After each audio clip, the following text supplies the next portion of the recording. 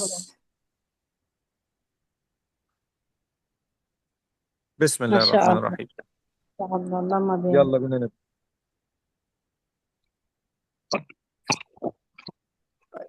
نبتدي يا جماعة، بسم الله الرحمن الرحيم. النهارده هنتكلم عن استاذنكم يا جماعة، اللي معاه المايك. أنا كده سامعيني المايك يا بس جماعة؟ يقفله. الصوت واضح تمام، بس انا بتكلم، اللي مش محتاج المايك يا ريت يقفله. تمام، اتفضلي. النهارده هنتكلم عن هرمونات الأنوثة عند المرأة. والهرمونات دي طبعا مواد طبيعية بينتجها الجسم يعني.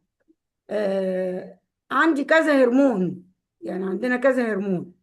عندنا هرمون الاستروجين، هرمون البروجسترون، هرمون التستوستيرون، وده هرمون ذكورة عشان كده موجود في جسمنا بنسبة قليلة جدا. وهرمون البرولاكتين والاوكسيتوسين، في اتنين منهم مش هنتكلم عنهم لان دول مش هيخصوا اضطرابات الهرمونات عندنا، او مش هيخصوا الهرمونات اللي احنا بنتكلم فيها. هنبتدي نتكلم عن الاستروجين، البروجسترون، والتستوستيرون. آه في عندي هنا الاول، معلش انا فاكره كده، في عندي الاستروجين. هرمون الاستروجين ده من الهرمونات اللي بيفرزها المبيض قبل فترة الحمل. بعد فترة الحمل أو أثناء الحمل يعني بيفرز من المشيمة، يعني بطل يفرز من المبيض ويفرز من المشيمة. ده الفرق بين الاثنين. يبقى عندي هرمون استروجين بيتفرز مرتين يا جماعة، قبل الحمل وأثناء الحمل. عندي كمان الغدة الكظرية ممكن تفرز لي هرمون الاستروجين بس بطريقة غير مباشرة. عندها هرمون أولي، الغدة الكظرية فيها هرمون أولي ممكن تحول لي الهرمون الأولي ده إلى استروجين. يبقى أنا عندي كذا مصدر لهرمون الاستروجين. حتى الأنسجة الدهنية اللي في جسمي، أنسجة اللي في جسمي ممكن تحول لي هرمونات الذكورة لاستروجين. عشان كده الناس السمان بيبقى عندها نسبة استروجين أعلى من الست الطبيعية، أو الست اللي جالها بعد سن ال40 وانقطعت عليها الدورة هتلاقي عندها هرمون الاستروجين بس موجود من الأنسجة الدهنية. يبقى احنا عندنا كذا مصدر للاستروجين، عرفنا طريقتهم ماشيين ازاي. واضح كده يا جماعه؟ طيب نيجي نخش على وظائف هذا الهرمون، وده يهمنا، وزيادته او نقصانه إيه اللي بتسببه. وظائف بتاعته اما بينظم لي الدوره الشهريه، بيحفز لي نمو البطانه، يعني هو بيجهز البطانه بتاعه الرحم. طبعا احنا عارفين الصفات الانثويه مع البلوغ بيبتدي الهرمون يفرز وتبتدي تظهر علينا مظاهر الصفه الانثويه. بيحافظ على صحة العظام ومنع الهشاشة. إذا هو له دور في امتصاص الكالسيوم، له دور في إنه بيدعم لي الكثافة العظمية. يعني مش بس هرمون عشان هو هرمون أنثوي، لا بيخش حتى معايا في موضوع العظام. هتلاقوا الستات اللي عندها هرمون استروجين قليل بيبتدي يجي لها تعب في العظام وهشاشة عظام. آه بيعمل تقوية جدار المهبل وزيادة مرونته وترطيبه. بيديني كوليسترول، يعني ممكن يحمي لي القلب بانه بيزود لي الكوليسترول الجيد. طب ايه كمان؟ ويزود لي كمان هرمون النمو. يبقى يعني هو شغال مش بس على انه بيديني كمان حماية للعظام، لا بيديني كمان كوليسترول جيد يزوده لي، يزود لي هرمون نمو، يزود لي هرمون سوري انا اسفه،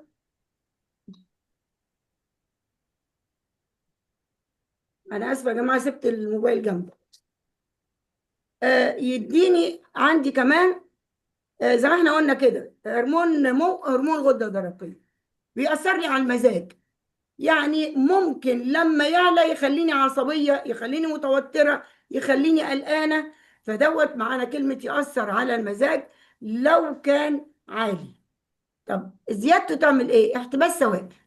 نقصد باحتباس السوائل هنا احتباس سوائل في البطن، في الايدين، في الرجلين، في الوش.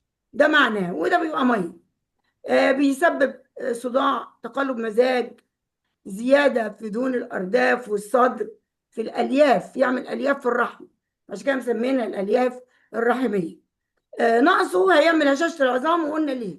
لانه وظيفته يحمي العظام ويحمي لي او يساعدني على تكوين كثافه للعظام.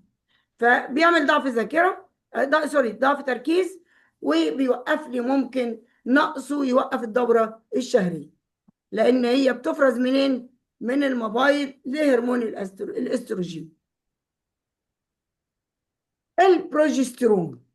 البروجسترون دوت من الهرمونات المهمة جدا، مسؤول عن تهدئة الجسم. يعني ايه تهدئة الجسم؟ يعني لما بيعلى هرمون الاستروجين هتلاقي البروجسترون ده بيهدى. طب لما بيعلى الاستروجين بيعمل لي قلق وتوتر وعصبية، لانه بيزيد على فكرة في الدورة. هو بيبقى يعني دوره انه يهدي لي جسمي، دوره انه يدخلني في نوم عميق، يعني دوره في انه لما تيجي واحدة تحمل، خاصة في الثلاث شهور الأولانيين، بيعمل تثبيت لبطانة الرحم. ولذلك هتلاقوا في ناس كتير في الثلاث شهور الأولانيين تروح للدكتور قلقانة لا الطفل يقع منها، لأن بطانة الرحم مش قوية أو الرحم حواليه مش كامل. فدوت بيبتدي يعمل له إيه؟ يعمل له تثبيت بطانة رحم عن طريق البروجسترون. يعني أعتقد إن الست كده بتاخد هرمون بروجسترون عالي شوية. البروجسترون بيعمل حاجة مهمة جدا، بيمنع انقباض الرحم، يعني عشان ما ينزلش. عشان كده لما بيقل بيبقى شيء مش كويس عشانه يعني. طيب أنا اتكلمت عن البروجسترون، خلينا نتكلم عن وظائفه. النهارده المحاضرة أعتقد إنها مش فيها معلومات كتير يعني، انتوا قولوا رأيكم. طيب، في الوظائف بيقول لي يوازن تأثير الاستروجين. يعني الاستروجين يعلى هو يبتدي يهدي، يعني عشان يعمل توازن، بيبقى في خلل هنا، فهو يبتدي يعمل لي عملية التوازن ما بينه وما بين الاستروجين. زي ما احنا قلنا كده بيثبت الحمل، لأنه بيقوي لي بطانة الرحم، بيساعد على النوم المريح، بيخفف القلق، بيقل تقلصات الرحم بتقل. اي حد بيكون عندها حاله اجهاض او ولاده بيبتدي يحصل تقلصات الرحم. هو بقى اللي بيعمل عن تقليل تقلصات الرحم. فالست اللي عندها عمليات اجهاض مبكر دي، هو ده اللي بيبتدي يتعاملوا معاه، ويتعاملوا مع البروجسترون عشان ما يعملش الكلام ده، او عشان الست ما تقعش في انها تنزل البيبي ويثبت لها الجنين عندها. ده من اهم وظائفه. الهرمون لما بيزيد ده قليل قوي. ليه؟ لان الاستروجين هو اللي طالع نازل، مش هو اللي طالع نازل، هو بيوازن ما بينه وما بين الاستروجين. لو زاد يعمل لي خمول واكتئاب. ليه؟ لان هو لما الاستروجين بيعلى فالعصبيه تعلى، هو اللي بيعمل على التهدئه. لما الاستروجين يعلى بيبقى عندي البروجسترون هو اللي قليل، فهو اللي بيهدي لي العصبيه والتوتر. نقص الهرمون ده بيعمل قلق وارق، تبويض غير منتظم، والام قويه جدا في الدوره الشهريه بتاعتي. طيب، نتكلم عن التستوستيرون. التستوستيرون ده هرمون ذكوره، اللي هو موجود عندنا بكميات قليله جدا. التستوستيرون بيعزز لي الطاقه. يعني ايه بيعزز الطاقه؟ انا بعد سن ال40 عندي هنا بيبتدي التستوستيرون يحفز لي انتاج بروتين. انا مش كاتباه هنا بصراحه، يعني انا طلعت الحاجات دي قلت خليني اقولها لكم عشان نبقى في حاجه موجوده برانا، يعني معلومات تبقى معانا يعني. فالتستوستيرون هيحفز انتاج البروتين جوه الخلايا. هو بيعمل ايه؟ بيبني عضلات. فتخيلوا بعد سن ال40 انا ممكن ابني عضلات في جسمي لو انا باكل كويس، بمارس رياضه، وبنام كويس. فهو هيساعدني على بناء العضلات. ده لو مستواه طبيعي والاداء الرياضي هيكون افضل طبعا ان يعمل لي ده. يعني ايه يعزز لي الطاقه؟ لانه بيستخدم الدهون. يعني هو من الناس، او سوري، من الهرمونات اللي بتستخدم دهون جسمي وتديني منها طاقه. يبقى هو ولو انه موجود قليل عندنا، الا انه من الهرمونات المهمه برضه في جسمي. ده الهرمون. لو التستوستيرون ده زاد، وده اللي احنا بنقوله، بيعمل لي نقول عليها ايه، يزيد هرمون الذكوره. يبقى هيزيد عندي صفات لو زيد يديني صفات ذكوره. صفات الذكوره يبتدي يظهر عندها زي ما انتم شايفين في الصور كده. عندها يظهر عندها او شعر في على وشها، ممكن على دراعاتها بيكون زياده، في على الصدر ممكن يكون عندها حب شباب او تساقط شعر، او دهون في منطقه البطن مع اضطراب في الدوره الشهريه، لان ده هرمون ذكوره. يعني هيأثر على هرمون الاستروجين. لما يأثر عليه يبقى يعمل لي اضطراب في الدورة الشهرية، وبالتالي يجيني موضوع تكيس الموبايل. هنتكلم عن تكيس الموبايل بعد شوية كده. ده التستوستيرون. لو اي حد يا جماعة عايز فيه اي حاجة يسألني. لو انتوا قافلين الكاميرا او فاتحين الكاميرا، انا مش عارفة حتى مين معايا دلوقتي يعني. ما علينا. طيب، في أسباب تؤدي إلى اضطراب الهرمونات دي. هرمونات الأنوثة عندي بتضطرب لأن الهرمونات بتتأثر بحالتي النفسية وبتتأثر بحالتي الصحية. فمثلا عندي الضغط العصبي والنفسي، التوتر يعمل لي اضطراب في الاستروجين والبروجسترون. لو عندي سمنة أو زيادة دهون برضو يعمل نفس الشيء. آه عندي قلة نوم، أنا ما بنامش كويس، ده بيأثر على الساعة البيولوجية عندي في الجسم. سموم بيئية، الأكل بتاعنا اللي احنا بناكله، البيئة اللي حوالينا، ده برضو يأثر على اضطراب هرمونات الأنوثة.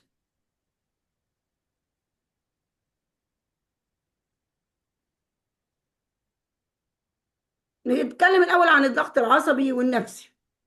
الضغط العصبي والنفسي هنا بيرفع لي هرمون الكورتيزول.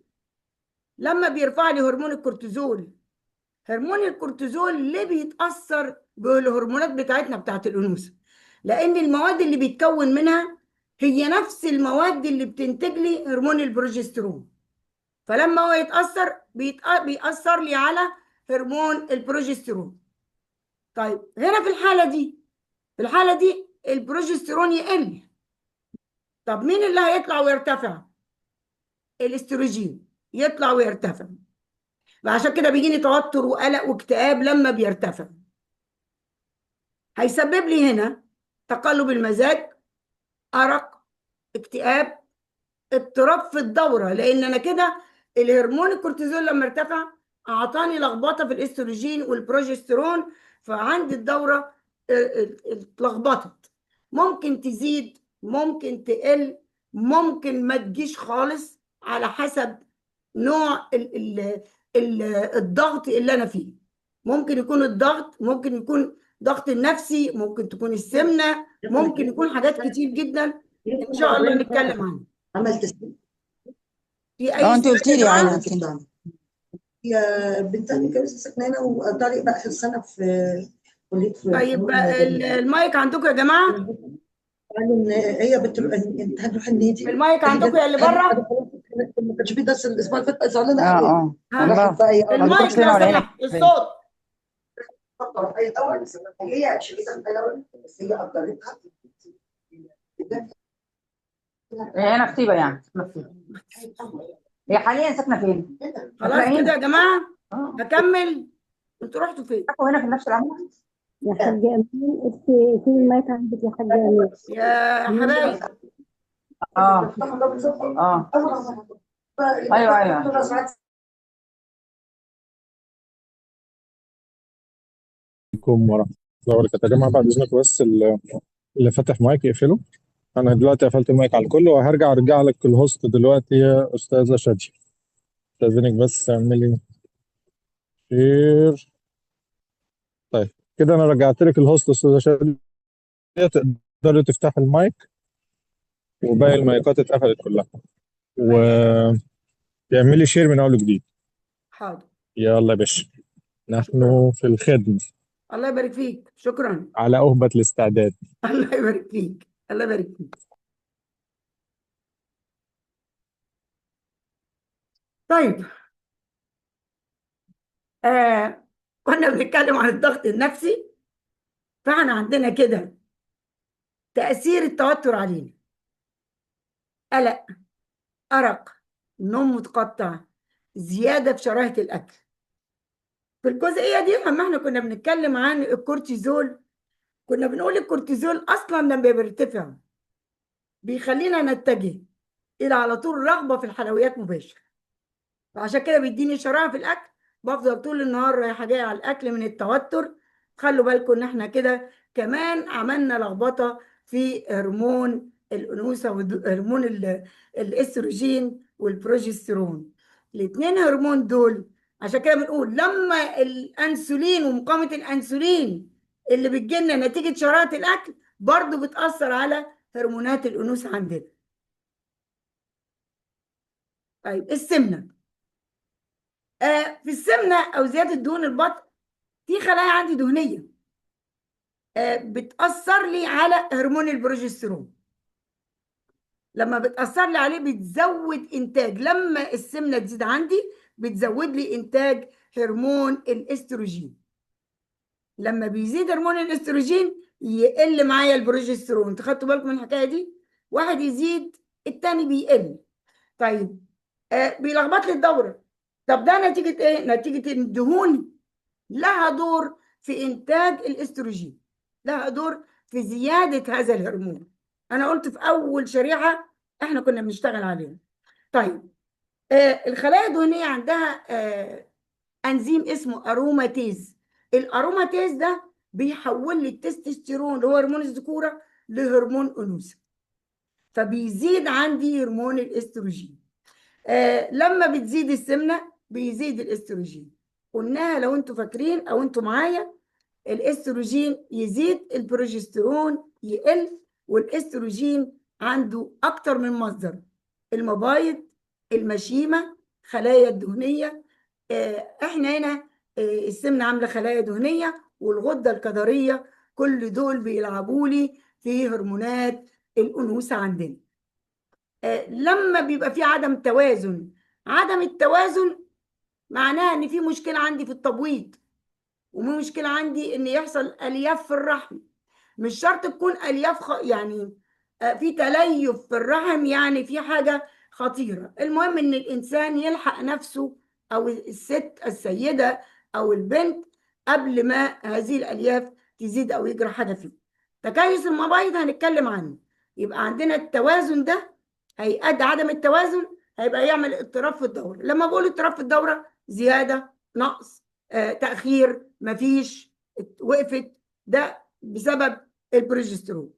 الدهون طبعا بتزود لي مقاومة الأنسولين، فالأنسولين على طول هيعمل لي طريقة غير مباشرة يعدي لي ويأثر لي على المبايض، فبيعمل لي تكيس المبايض. طب تأثير السمنة بقى، هتعملي دورة غير منتظمة أو انقطاعها، ظهور شعر. خلوا بالكم إن تأثير السمنة على الهرمون دايما بيبقى تأثيرها قوي جدا على هرمون الاستروجين.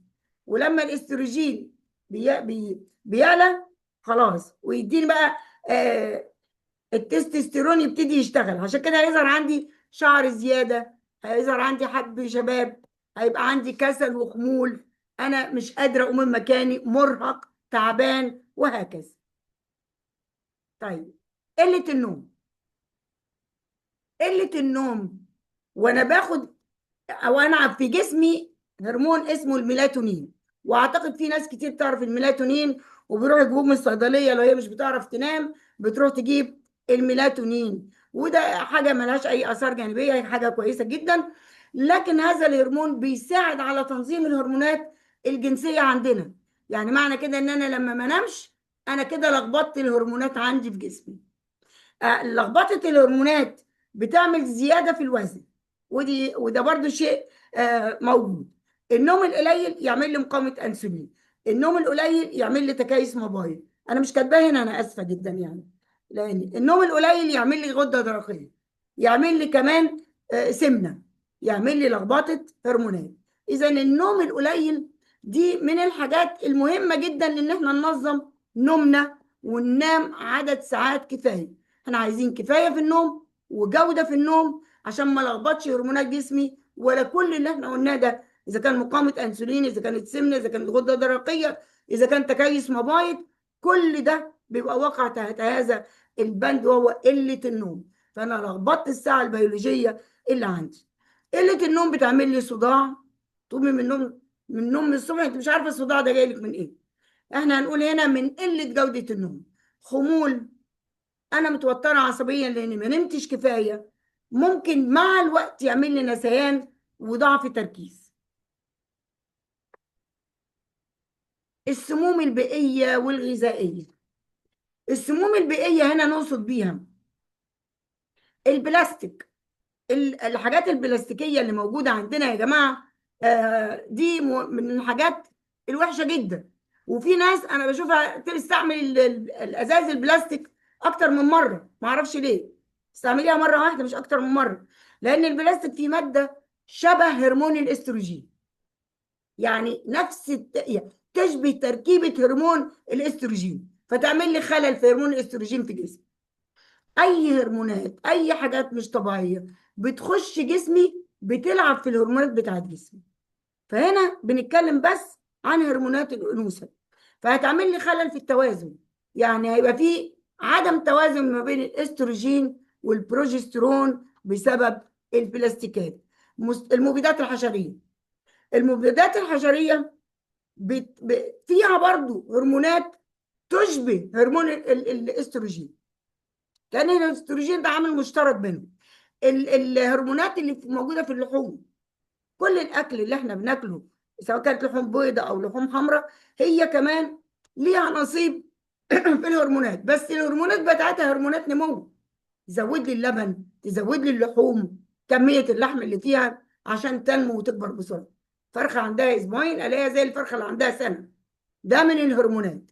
طب الهرمونات النمو دي وانا عندي هرمونات جوه، اذا انا عندي هرمونات طبيعيه جوايا مع هرمونات مش طبيعيه انا باكلها، دي تعمل لي خلل في هرموناتي انا شخصيا وبتجيب امراض كتير.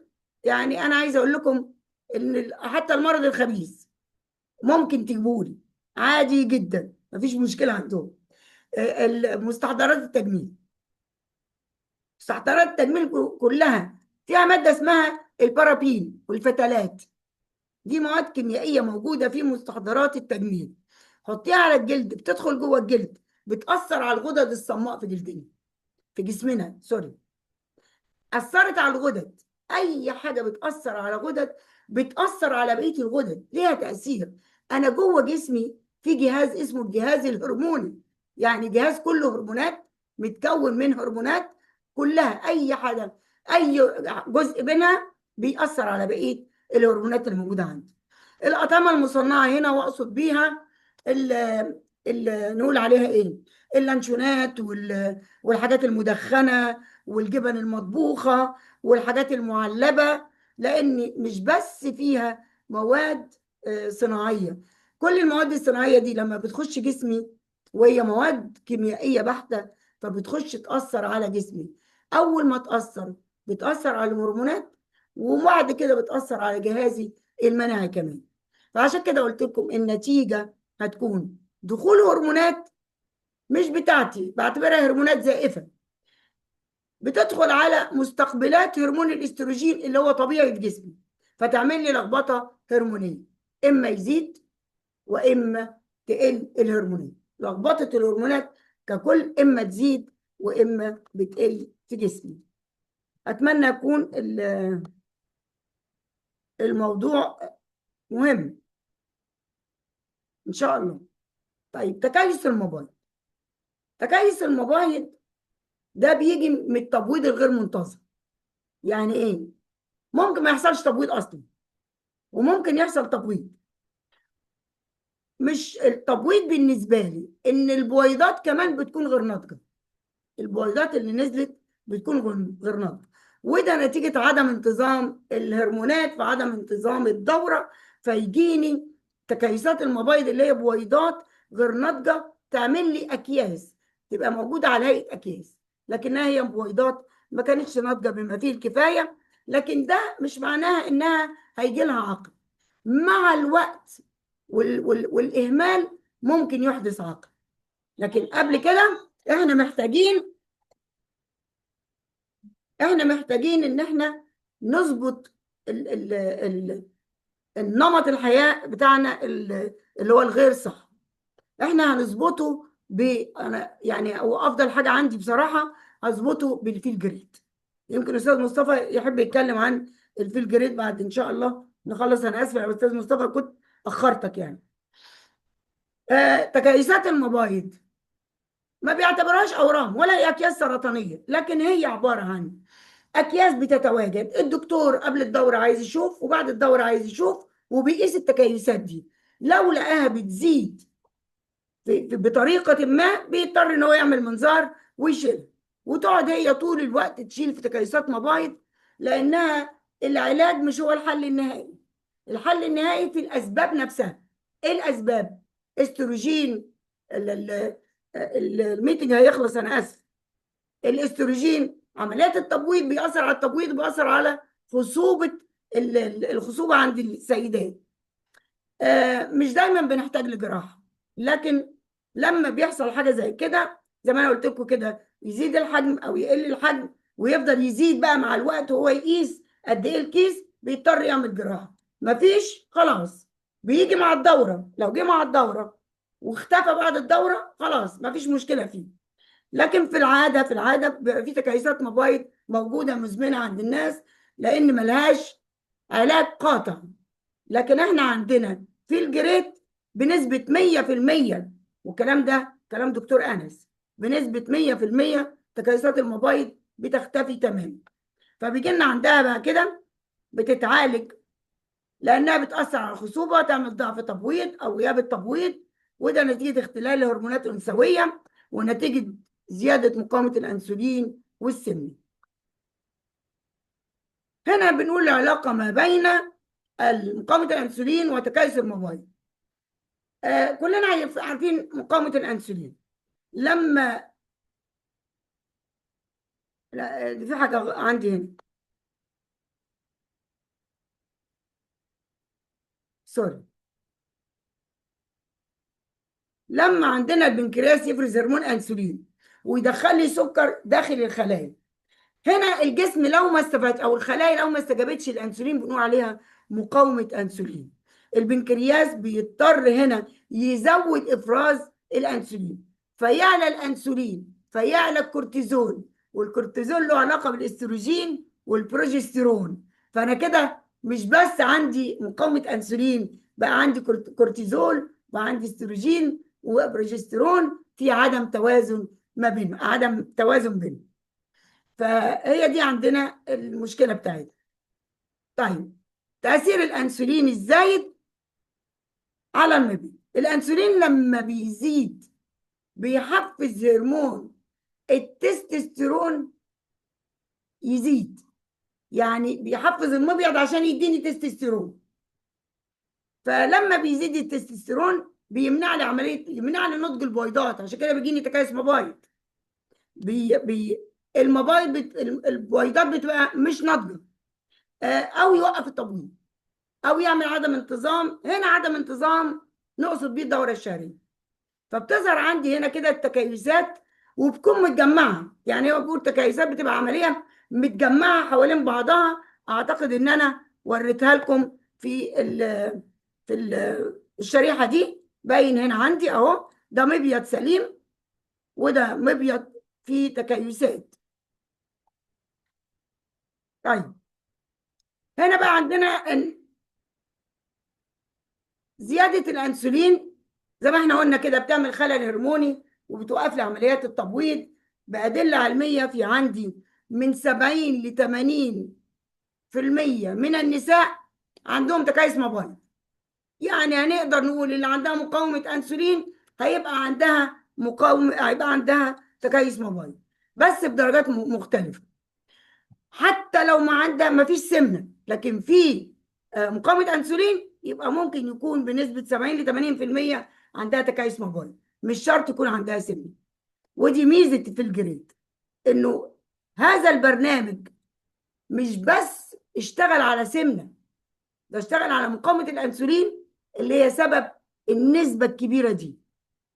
فلو انتهت النسبه الكبيره او مقاومه الانسولين، هينتهي معاها تكيس المبايض. كابتن مصطفى، لو في اي حاجه اتفضل معايا.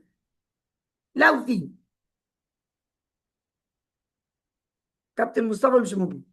طيب، يبقى احنا عايزين كده نقول ايه؟ مهم جدا جدا جدا ان ممكن السيدات بتحمل امتى؟ لما ينتظم الهرمونات، لما تنزل وزنها تروح تقول للدكتور انا ما بخلفش، يوم يقول لها لو سمحتي روحي خسي وتعالي لي. واحنا دي بقت مشهوره عندنا، اي حد بيحصل له اي حاجه في كل الامراض دي كلها يقول لك لو سمحتي خسي وبعدين تعالي اتكلميني، لان احنا عارفين ان السمنه هتعمل لي لخبطه هرمونات. يبقى لازم اعدل نمط حياتي، لازم اخسر وزن كبير، او على الاقل اخسر 5 ل 10% من وزني. وده مش كلامنا احنا، ده كلام برضو العلماء والاطباء.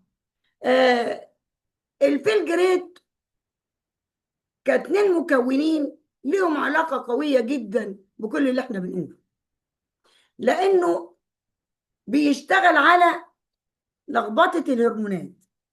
هرمون الانسولين اتلخبط، فلخبط لي بقيه هرمونات جسمي، يبقى انا محتاجه اخلص من مقاومه الانسولين. مقاومه الانسولين بتجيني من نمط حياه غير صحي، بتجيني من اكلي، من كميه اكلي، من نوعيه الاكل، من عدم وجود وقت محدد للاكل بتاعه. وكتير مننا ما بيقدرش يوقف عمليه الاكل. وحسب كلام منظمه الصحه العالميه ان احنا عندنا كلنا بنعتمد في اكلنا على الكربوهيدرات، ده هيخلي فيه نسبه سكر عاليه. نسبه السكر العاليه دي هي اللي هتعمل لي مقاومه الانسولين. الانسولين ده ما هو الا مفتاح لباب خليه، لو دخل وفتح الباب الله ماشي حال، اتفتح الباب ودخل حط لي السكر والدنيا والسكر اتحرق وعطاني طاقتي والحمد لله. طب لو السكر كتير، هي مش هتاخد فوق طاقتها، بالعكس. الحاجه التانيه، بصوا، هي مش هتاخد فوق طاقتها، دي اول حاجه. الحاجه التانيه، البنكرياس كل لما باكل والله لو بونبونايه قد كده وباكلها بتنزل لي انسولين، حتى لو انا اخدتها حطيتها في بوقي كده قلت يعني ايه يعني دي حاجه، او حته شوكولاته، بينزل انسولين. ده حاجه من عند ربنا كده. فالبنكرياس يفضل يشتغل، عنده حلين: يا يتعب ويقلل كميه الانسولين، ولما يديني وهو كسلان يديني انسولين ما عندوش كفاءه ان هو يطلع للخليه ويقول لها انا موجود، او انه يخمل ويبطل يفرز انسولين. حتى لو هو مش هنتكلم عن سكر لان السكر ده له حاجه تانية خالص. فاحنا في الحكايه دي اصبح السكر مالي الدم، اصبح عندي كميه دهون، اصبحت الدهون اللي موجوده عندي بتفرز لي استروجين، يعني في خلل اوريدي عندي. اذا انا لما انا اظبط الانسولين واخلي الجسم يحس بيه، هنا هقول ان الهرمونات هتتظبط.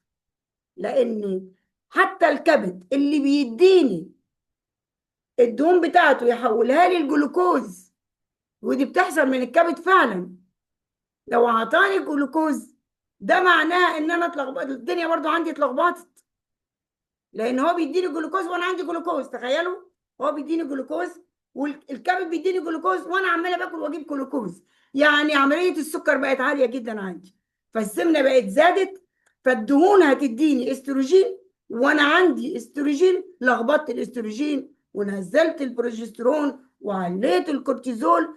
فاحنا عندنا مش 3 هرمونات متحكمين في جسمي بس، في هرمونات الانوثه، حطوا معاهم هرمون الكورتيزول. ده بالنسبه لي مقاومه الانسولين. عالجت مقاومه الانسولين بان انا ما بفطرش الصبح، باخد اليونيميد. اليونيميد بيديني عمليه حرق. خدنا بالنا ان احنا قلنا ان الهرمونات عندي بتخلي في بطن وتخلي عندي سوائل. البطن دي من الحاجات الدهون اللي هي يعني عايزين نقول عليها دهون عنيدة.